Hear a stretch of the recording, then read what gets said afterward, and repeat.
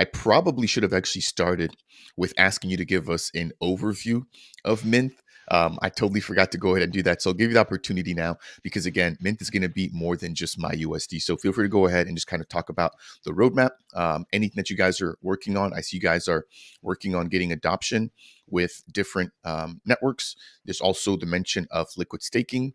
There's mention of the Mynth DAO, etc. So I'll turn it back over to you to kind of talk about the general protocol and what it's meant to do.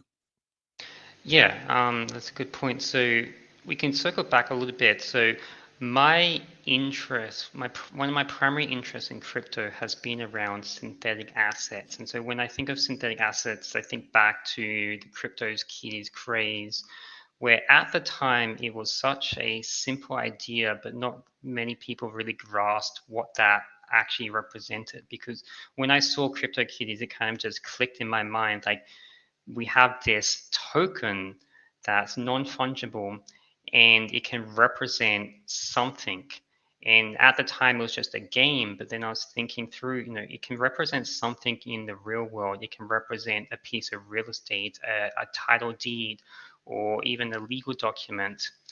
And fast forward a couple more years, I was building out a wrapped protocol trying to bring the stock market onto the blockchain. And unfortunately, that got caught up in a lot of regulatory problems, so wasn't able to really push that forward very far. But that has always been on my mind, and that got me very fascinated into synthetics protocols and started building on Cardano.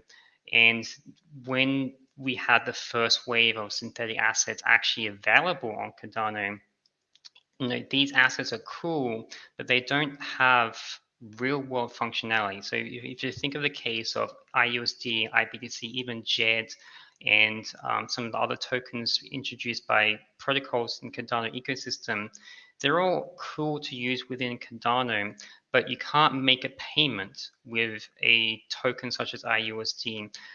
IBTC is not equivalent to a Bitcoin. And so that's why what I really wanted to focus on is this interoperability, ultimately connecting Cardano to the real world. But before we get there, we have to make Cardano interoperable with all the other blockchains. So all these blockchains have built out a lot of core infrastructure. So if you look at Solana and Polygon and Avalanche, they all have integration. So you have BitPay, for example, where you can send the token and convert to another token, and now a merchant can accept payment in any currency that they want. Well, Cardano is kind of in this own isolated ecosystem by itself. So it's really missing this interoperability layer, and that's what I really wanted to bring to life with Mynth.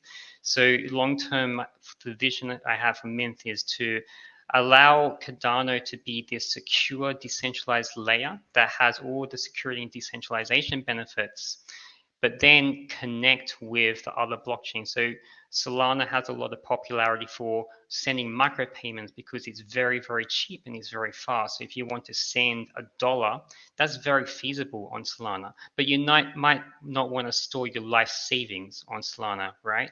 So you want to send, $5 for coffee, but you don't want to send $100,000 for your house. So let's use Cardano's strengths so that you can store your life savings here. But then when you want to go and interact with another protocol, say there's an NFT mint that you want to participate in, well, there should be an easy way for you to get from Cardano and move to Solana, move to Polygon, whatever blockchain suits your fancy.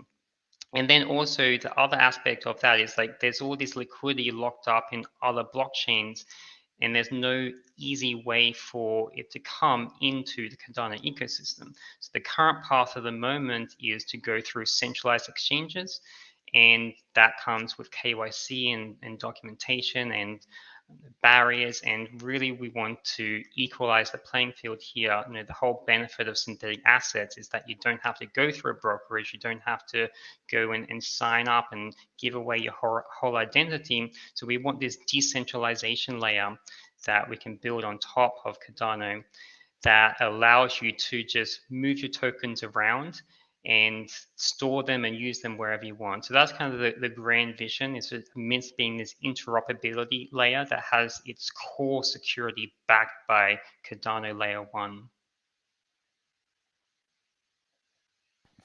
I appreciate that intro as to why synth and the need. Again, I think a lot of protocols have seen that very similar need.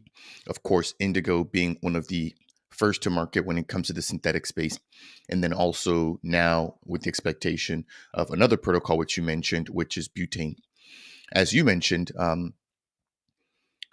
decentralization and interoperability are key here with Cardano.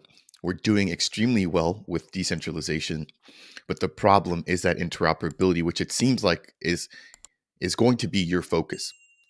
Again, when I talk about different protocols, people always ask me, why do we need X amount of stable coins? Why do we need so many DEXs?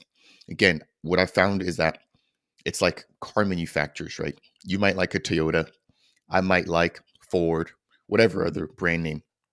But each different provider, yes, they're all providing vehicles. They all provide their own unique twist to things. They all provide different luxuries. They all have different focuses. They all have different things that they do well.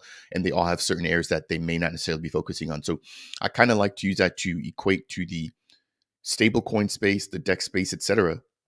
When people wonder, why do we have so many synthetics protocols? Why do we have so many DEXs? Why do we need so many stablecoins?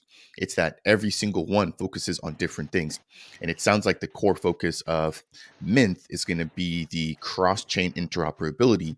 And again, the leveraging of the stablecoin of a stablecoin. I really like the way that you put that there earlier.